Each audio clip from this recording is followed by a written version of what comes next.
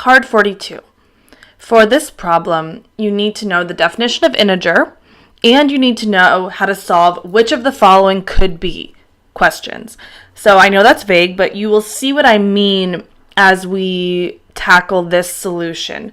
It's all about picking the answer choice that could be an answer. It's not a question with one answer.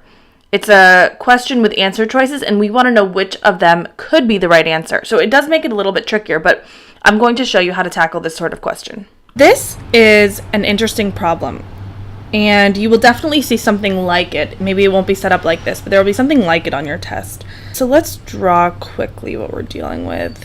A, B, C. And we know that this distance is 3D, and that distance is 2D. And we know that D is an integer. Okay, so what is an integer? You should all know that an integer is a whole number. It means it could be negative or positive, but it means it's the whole number. 0, 1, 2, 3. There's no decimals. There's no fractions. Okay? So you should definitely know what an integer is. And we're looking for which could be the length of the segment AC, meaning this whole thing. So let's start it. AC equals what? We know that it equals AB plus BC, so it equals 3D plus 2D. What does 3D plus 2D equal? 5D. Okay, so we know that AC equals 5D.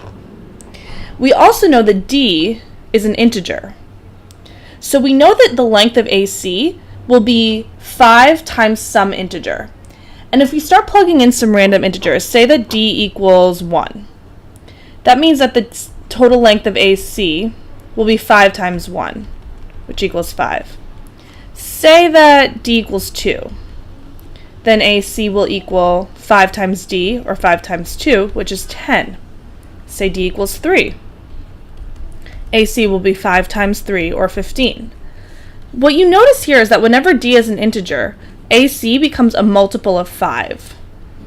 And that's what you need to know, because you will see something like this, and it's all about the variable being an integer and then whatever it's being multiplied by.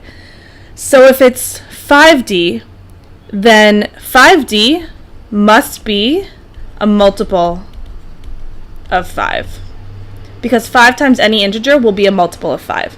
And that's really the trick here. So now you look through the answer choices and you see that only one of the answer choices is a multiple of 5, and that's C, 25. That's the only multiple of 5 in the answers, so C is the correct answer. It's the only one of the following answers that could be the length of segment AC. Okay?